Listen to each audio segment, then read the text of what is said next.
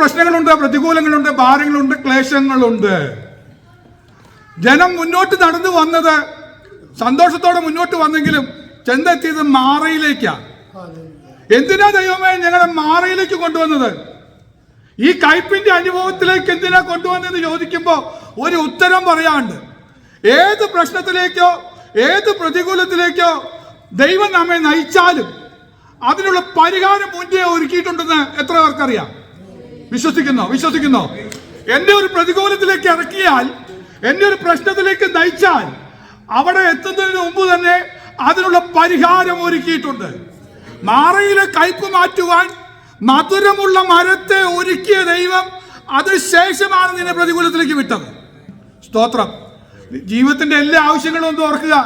ഒരപ്പനും മകനും മല കയറിക്കൊണ്ടിരിക്കുക, ആരാധനയ്ക്ക് വേണ്ടി മല കയറിക്കൊണ്ടിരിക്കുക. എത്ര ദൂരം അവർ സഞ്ചരിച്ചെന്ന് അറിഞ്ഞുകൂടാ, ഭാരമൊക്കെ എടുത്ത് അവർ മുന്നോട്ട് പോകുന്നത്. പക്ഷെ നീ അവിടെ എത്തുന്നതിന് മുമ്പ് നിന്റെ മകനെ അറുക്കുന്നതിന് പകരമുള്ള ആട്ടിൻകുട്ടിയെ മലയുടെ ഇപ്പുറത്ത് നിന്ന് ദൈവം കയറ്റി അവിടെ എത്തിച്ചിട്ടുണ്ടെന്നുള്ള കാര്യം നാം മറന്നു പോകരുത്. നമ്മുടെ ജീവിതത്തിന്റെ ആവശ്യങ്ങളുടെ മധ്യത്തിൽ ദൈവം പ്രവർത്തിക്കുന്ന വിധങ്ങൾ അത്ര വലുതാണ്. മരുഭൂമിയിൽ ജനം കിടന്ന് വിശന്നിരിക്കുകയാണെങ്കിൽ ഒരു കാര്യം ഓർക്കുക, ഒരു ബാലന്റെ കയ്യിൽ 5 അപ്പം ഏൽപ്പിച്ചിട്ടാണ് ഈ പ്രശ്നത്തിലേക്ക് ദൈവം ജനത്തെ എത്തിച്ചത്. നമ്മുടെ വിശപ്പാകട്ടെ ദാഹമാകട്ടെ എന്താണെങ്കിലും പരിഹാരം ഒരുക്കാതെ നമ്മളെ ഒരു പ്രശ്നത്തിലേക്ക് അയച്ചിട്ടില്ല. എന്നാലും ഒരു കാര്യം ഓർക്കണം, ദൈവമക്കളെ, എന്റെ കണ്ണ് നിന്റെ രക്ഷയെ കണ്ടുവല്ലോ. ഇസ്രായേൽ ജനം മുന്നോട്ട് പോകുമ്പോൾ നമുക്ക് കാണാനായിട്ട് കഴിയുന്നത് മുന്നിലെത്തിയത് ചെങ്കടലിന്റെ മുന്നിലാണ്. എന്നാൽ ചെങ്കടലിന്റെ മുന്നിലെത്തിയിരിക്കുമ്പോ അവിടെ പറയാനുള്ള ഒരു ദൂതുണ്ട്. ചെങ്കടലിൽ എത്തുന്നതിന് മുമ്പ്, വർഷങ്ങൾക്ക് മുമ്പ് ചെങ്കടലിന് അടിയിൽ ദൈവം പാത ഒരുക്കിയിട്ടുണ്ടായിരുന്നു. ഒരു വഴി ഒരുക്കിയിട്ടാണ് നിന്നെ പ്രതിസന്ധിയുടെ മുന്നിൽ കൊണ്ടുവന്നത്. അതുകൊണ്ട് കർത്താവിന് എന്ന് പറയാനുള്ള ദൂത് മറ്റൊന്നുമല്ല, ഇന്ന് നിനക്ക് വേണ്ടി ചെയ്യുന്ന രക്ഷ കണ്ടുകൊള്ളുവിൻ. കർത്താവ് ഒരുക്കിയിരിക്കുന്ന രക്ഷ കാണുവാൻ എത്ര പേർ വിശ്വസിക്കുന്നു? ഇന്ന് സഭായോഗത്തിന് കടന്നു വന്നത്, ഈ ആരാധനയിൽ കടന്നു വന്നത്, കർത്താവേ എനിക്ക് വേണ്ടി ഒരുക്കിയിരിക്കുന്ന രക്ഷ എന്റെ കണ്ടുകൊണ്ട് ഞാനൊന്ന് കാണാൻ പോകുക. ആകാറിന് പറയാനുള്ളത്, നിലവിളിക്കുന്നതിന് മുമ്പ് തന്നെ നിനക്ക് വേണ്ടി ഒരുക്കിയിരിക്കുന്ന ഒരു ഉറവയുണ്ട്, നീരുറവയുണ്ട്. പക്ഷെ നിന്റെ കണ്ണു തുറന്ന് നീ ഒന്ന് കാണണം. നിന്റെ തലമുറയ്ക്കൊന്നും ഭവിക്കില്ല, അവൻ മരിക്കയില്ല. അവനെ ഉയർപ്പിക്കാൻ കഴിയുന്ന ദൈവത്തിന്റെ ശക്തി ചലിച്ച് നിനക്ക് വേണ്ടി ഒരു ഉറവ ഒരുക്കിയിട്ടുണ്ട്. ഇല്ലാതെ നിന്നെ മരുഭൂമി കൊണ്ടുവന്നിട്ടില്ല. ഹല്ലേലൂയ. ദൈവത്തിന്റെ പദ്ധതി എത്ര ശ്രേഷ്ഠകരമാണെന്ന് ഓർത്ത് ദൈവത്തെ സ്തുതിക്കുകയാണ്. ഇന്നത്തെ തിരുവചന ധ്യാനത്തിന് വേണ്ടി 2 വാക്യങ്ങൾ വായിക്കാനായിട്ട് താല്പര്യമുണ്ട്. വായിക്കാം. മത്തായിയുടെ സുവിശേഷം 6 അധ്യായം 27 വാക്യം പ്രാരംഭമായും അതിനുശേഷം 9:28 ആർക്കെങ്കിലും ഒന്ന് വായിച്ച് സഹായിക്കാനായിട്ട് താല്പര്യപ്പെടുന്നു. Matthew chapter 6 verse 27.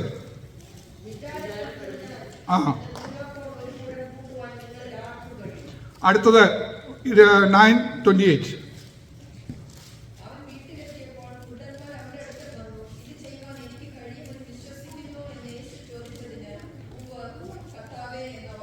മതി, 2 വാക്യങ്ങൾ വായിക്കുകയാണ്. ജീവിതത്തിലെ പ്രശ്നങ്ങളുടെ മധ്യത്തിൽ നിന്ന് കർത്താവിന് പറയാനുള്ള ദൂത് എന്താണ്?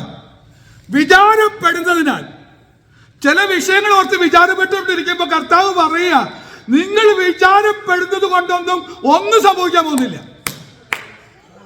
ഉയരം കുറഞ്ഞൊരു മനുഷ്യൻ 3 അടി ഉയരമുള്ളൂ.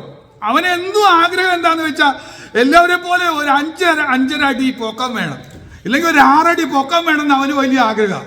അതിനുവേണ്ടി കിട്ടിയ സ്ഥലത്തൊക്കെ അവൻ ചാടി നോക്കും. വല്ല മരക്കൊമ്പ കിട്ടിയാൽ അത് മുതൽ കിടന്ന് തൂങ്ങി നോക്കും. എങ്ങനെയും വിചാരപ്പെട്ടുകൊണ്ടിരിക്കുക, എങ്ങനെയും കാലിനൊക്കെ അടി നീളം കൂട്ടാൻ കഴിയുമോ എന്ന് ഓർത്ത്. ഒരു മുഴം നീളം ഒന്ന് കൂട്ടി കിട്ടിയാൽ രക്ഷപ്പെട്ടു, എന്റെ നാണക്കേട് മാറി നീന്തിക്കുക. പക്ഷെ കർത്താവ് പറയാ, നീ വിചാരിച്ചാൽ നടക്കില്ല. നിന്നെ കൊണ്ടൊന്നും സാധ്യമല്ല. നീ വിചാരിക്കുന്ന പ്രശ്നത്തിന്, ഭാരപ്പെടുന്ന വിഷയത്തിന് നിന്നെ കൊണ്ട് പരിഹാരമില്ല. രണ്ടാമത് നമ്മൾ വായിച്ച വാക്യത്തിന് കർത്താവ് പറയാ, നിന്നെ കൊണ്ട് സാധിക്കില്ലെങ്കിൽ ഒരു കാര്യം ചെയ്ത് കർത്താവിന് എന്ത് ചോദിക്കാനുണ്ട്. എന്താ ദൈവാത്മാവ് ചോദിക്കുന്ന ചോദ്യം എന്താണെന്നറിയോ? ഇത് ചെയ്യുവാൻ എനിക്ക് കഴിയുമെന്ന് വിശ്വസിക്കുന്നു. അസാധ്യമായ കാര്യം നിന്റെ ജീവിതത്തിലെ പ്രതിസന്ധിക്ക് നിന്നെ സഹായിപ്പാൻ ആർക്കും കഴിയില്ല. നീ വിചാരിച്ചാലും നിന്നെ കൊണ്ട് കഴിയില്ല. എന്നാൽ ഒരു കാര്യം കർത്താവിന് ഇന്ന് പറയാനുള്ള ദൂതെന്താ? ഇത് ചെയ്യുവാൻ, ഈ അസാധ്യമായ കാര്യം, നിനക്ക് വേണ്ടി പ്രവർത്തിക്കുന്ന ദൈവം നിനക്ക് വേണ്ടി ഒരുക്കിയിരിക്കുന്ന വഴി, അത് നിനക്ക് വിശ്വസിക്കാൻ കഴിയുമോ? കർത്താവിന് ഇത് ചെയ്യുവാൻ കഴിയുമെന്നൊന്ന് വിശ്വസിക്കുന്നുവോ? ഇന്ന് കർത്താവ് ചോദിച്ച ചോദ്യത്തിന് ഉത്തരം പറഞ്ഞിട്ട് വേണം കടന്നു പോകാൻ. ആ കുരുടന്മാര് പറഞ്ഞു, വിശ്വസിക്കുന്നു കർത്താവ് എന്ന് പറഞ്ഞു. ഇന്ന് ഒറ്റ വാക്ക നമ്മുടെ വായിന്ന് വരേണ്ടതുള്ളൂ. അപ്പാ, ഞാൻ വിശ്വസിക്കുന്നു, എനിക്ക് വേണ്ടി പ്രവർത്തിക്കുന്ന ദൈവത്തെ ഞാൻ വിശ്വസിക്കുന്നു. എന്റെ ദൈവത്തിന് സകലവും കഴിയും. എന്റെ ദൈവത്തിന് സകലവും കഴിയും. മാറയെ കൊണ്ടുവന്നു ഓർത്ത് വിചാരപ്പെടേണ്ട. മാറയുടെ പ്രശ്നം പരിഹരിക്കാൻ എന്റെ ദൈവത്തിന് കഴിയുമെന്ന് വിശ്വസിക്കും. ഇന്ന് വെളിപ്പെടുത്തിയ വിഷയം മറ്റൊന്നുമല്ല. ഒരു മധുരം ഒരുക്കിയിട്ടുണ്ടെങ്കിൽ ആ മധുരം നിന്റെ ജീവിതത്തിൽ തരാൻ പോവുക. കയ്പിനെ മാറ്റി മധുരം തരുവാൻ ദൈവം വിശ്വസ്തനായിട്ട് തന്നെയാ നിന്നെയും എന്നെയും ഇവിടെ കൊണ്ടുവന്നിരിക്കുന്നത്. അതുകൊണ്ട് ഇനി എന്താണ് ഇതിന്റെ പരിപാടി എന്ന് പറയുക. കർത്താവ് പറയുക. മത്തായിയുടെ ദിവസത്തിൽ ചില വാക്യങ്ങളോടെ ഞാൻ പെട്ടെന്നൊന്ന് ഓർമ്മപ്പെടുത്താം. എന്താ പ്രശ്നങ്ങൾക്ക് കാരണം? ചില പ്രശ്നങ്ങളുണ്ട്. 12:29 വായിച്ചേ. 12:29 മാത്യു.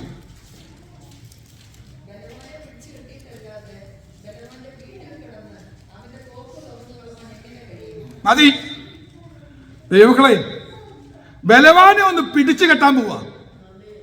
സ്തോത്രം. നമുക്ക് എതിരെ നിൽക്കുന്ന ചില പോരാട്ട ശക്തികൾ ഉണ്ടാകാം. വരിഞ്ഞു മുറുക്കി കെട്ടുന്ന ചില അനുഭവങ്ങളൊക്കെ ഉണ്ടാകാം. എന്നാൽ കർത്താവ് പറയാ, കർത്താവ് എങ്ങനെ പ്രവർത്തിക്കാൻ പോകുന്നതെന്ന് പറയാ. കർത്താവ് പറയാ ഈ ദിവസങ്ങളിൽ ചെയ്യാൻ പോകുന്ന കാര്യം, ഈ ബലവാന് പിടിച്ചു കെട്ടിയിട്ട് അവന്റെ വീട്ടിൽ കയറി അവന്റെ കോപ്പ് കവർന്നു കൊണ്ടുവന്ന് തരാൻ. നിന്റെ നന്മ കെട്ടിവെച്ചിട്ടുണ്ടെങ്കിൽ, നിനക്ക് വേണ്ടി ഒരുക്കിയ നന്മ ചില ബലമുള്ള ശത്രുക്കളുടെ കയ്യിലാണെങ്കിൽ പോലും നീ ഭാരപ്പെടണ്ട. നിനക്ക് വേണ്ടി പ്രവർത്തിക്കാൻ കഴിയുന്ന ദൈവം, അവൻ സർവശക്തനാ. അവൻ ബലവാൻ എന്ന് മാത്രമല്ല, അവൻ സർവശക്തനാ. അവന് ബലവാന്റെ പിടിച്ചു കെട്ടി ആ ബലവാന്റെ കയ്യിലിരിക്കുന്നതിനെ പിടിച്ചു വാങ്ങി നിനക്ക് തരുവാൻ കഴിയുന്ന ശക്തിയുള്ളവനാ.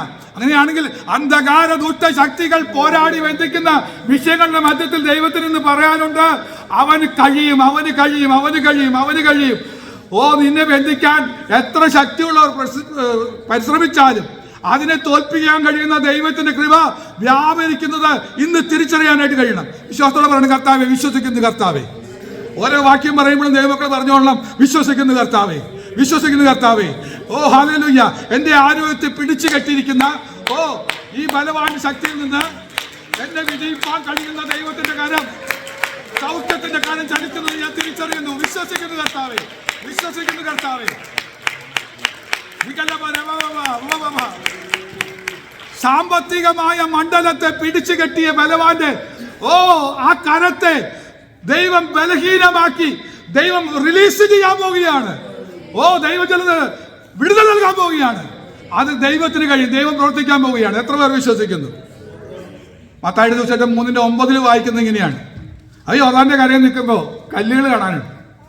യോർദാന്റെ തീരത്തൊരു 12 കല്ല് കാണുന്നുണ്ട്. വെള്ളം വറ്റിയ സമയത്ത് നോക്കിയാൽ യോർദാന്റെ നടുക്ക് കുറച്ച് കല്ല് കിടക്കുന്നുണ്ട്. അത് എന്തിനാന്ന് ചോദിച്ചു കഴിഞ്ഞാൽ, ഇസ്രായേൽ മക്കള് ഈ യോർദാൻ കടന്നു വരുമ്പോൾ കർത്താവ് പറഞ്ഞതിനനുസരിച്ച് വെച്ചതാ.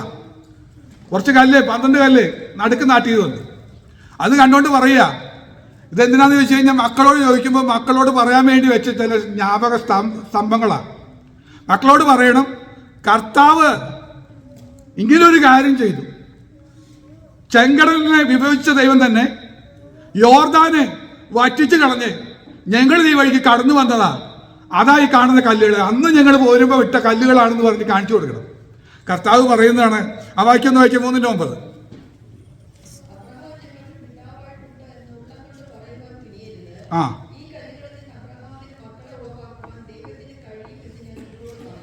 നിങ്ങൾ വിചാരപ്പെടുന്നതിനാൽ ഒരു മുഴം കൂട്ടാൻ പറ്റില്ല. അതേ പ്രിയപ്പെട്ടവർ തന്നെ പറയാം, ഉള്ളം കൊണ്ട് ചിലത് പറഞ്ഞുകൊണ്ടിരിക്കുക. വലിയ വലിയ കാര്യങ്ങളൊക്കെ പറയാനുണ്ട്. നിങ്ങൾക്ക് അബ്രഹാം പിതാവായിട്ടുണ്ട്, ഇതുവരെ നടത്തിയ ദൈവമൊക്കെ കൊള്ളാന്നൊക്കെ പറയും.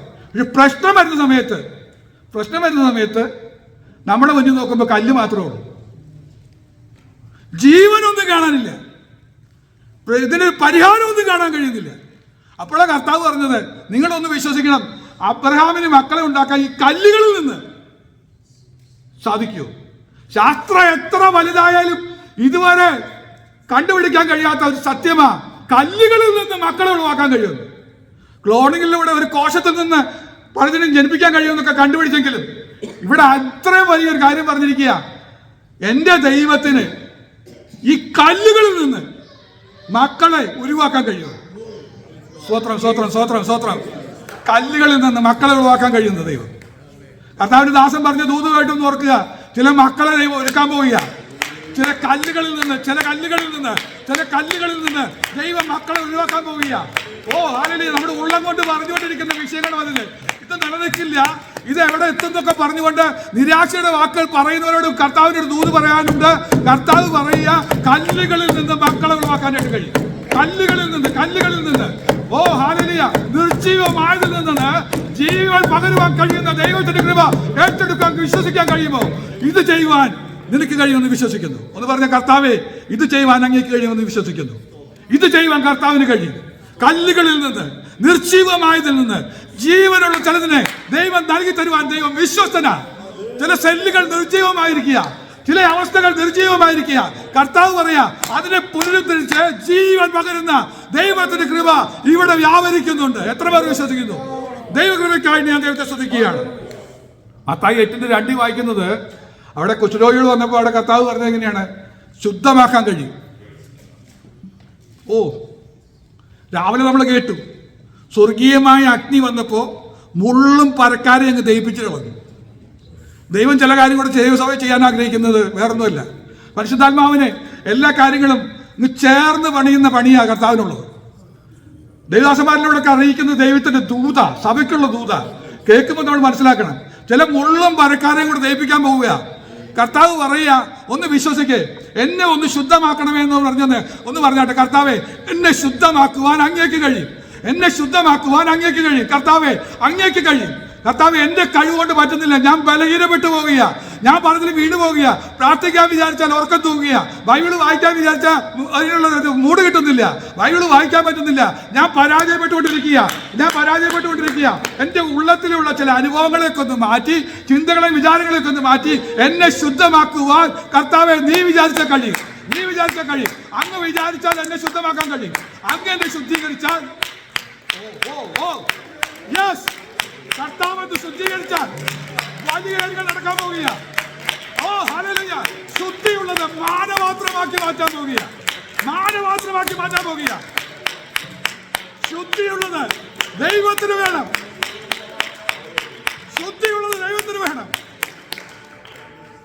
മാനപാത്രമായി മെനഞ്ഞെടുക്കുന്നവൻ, ഹല്ലേലൂയ, അവന്റെ കരങ്ങളിലേക്ക് ഏൽപ്പിച്ചു കൊടുക്കാവോ? കർത്താവേ, അങ്ങേക്ക് കഴിയും.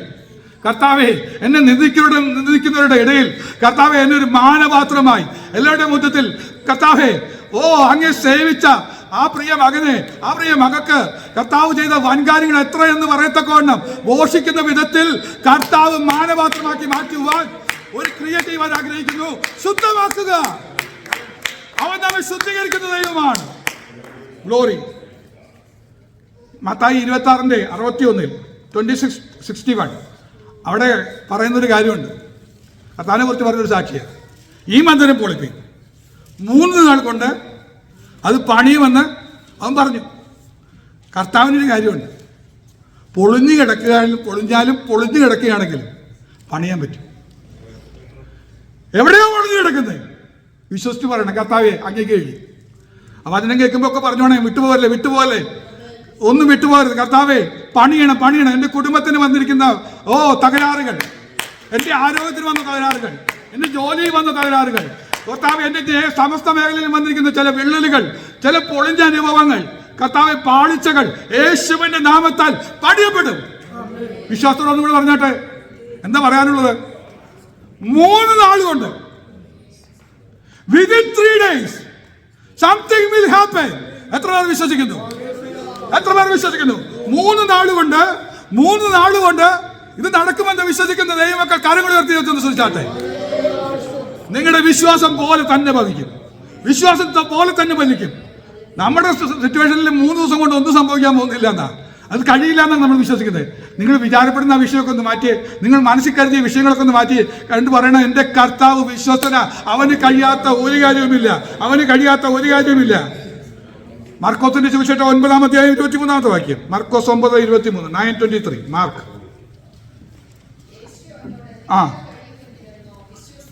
നിന്നാൽ കഴിയുമെന്നോ? ഇപ്പോഴും നമ്മൾ പറഞ്ഞുകൊണ്ടിരിക്കുന്നത് എന്താ? കർത്താവിന് കഴിയുമെന്നോ? കർത്താവെ, കഴിയുമെങ്കിൽ എന്ന് പറയുമ്പോൾ കർത്താവ് പറയാ, അങ്ങനെയല്ല നിങ്ങൾ പറയേണ്ടത്. ഒന്നുകൂടെ പറയാ, വിശ്വസിക്കുന്നവന്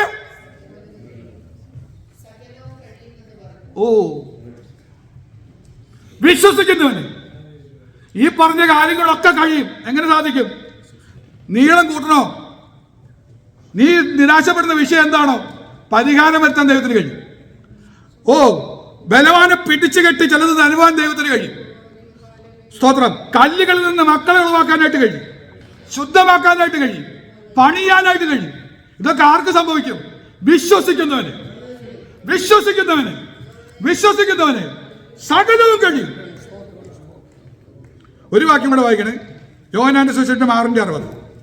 ജോൺ ചാപ്റ്റർ 6 verse 60.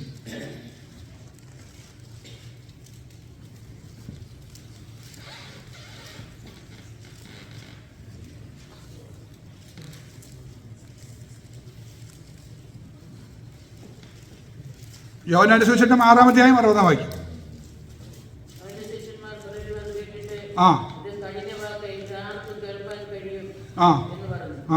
അടുത്തത്.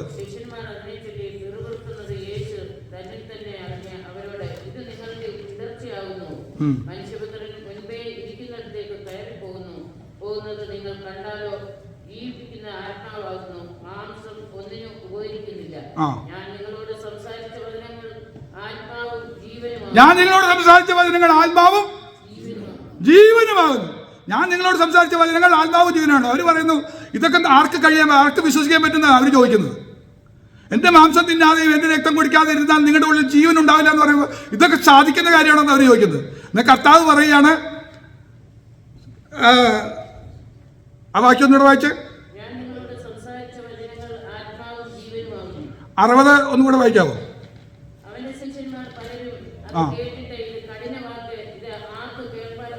ഇത് ആർക്ക് കേൾക്കാൻ കഴിയുമെന്ന് ചോദിച്ചത്. ഇത് ആർക്ക് കേൾക്കാൻ കഴിയും? ഇതൊന്നും ആർക്കും കേൾക്കാൻ പറ്റില്ല എന്ന് പറയുമ്പോൾ കർത്താവ് പറയുക, എന്റെ കർത്താവിന് കഴിയാത്ത ഒരു കാര്യമില്ല. എങ്ങനെയാണ് ഇത് വേണ്ടത്? നിങ്ങളൊന്ന് വിശ്വാസത്തിലേക്കൊന്ന് മടങ്ങി വരണം. ഒരൊറ്റ വാക്യം കൂടെ വായിച്ച് ഞാനിവിടെ വാക്കുകൾ നിർത്തുന്നുണ്ട്, സമയം തീർന്നല്ലോ. 1 തെസ്സലോനിക്കർ 2-ാം അധ്യായം അതിന് 13-ാമത്തെ വാക്യം. 1 തെസ്സലോനിക്കർ 2-ാമത്തെ അധ്യായം 13-ാമത്തെ വാക്യം. ഞങ്ങൾ പ്രസംഗിച്ച ദൈവവചനം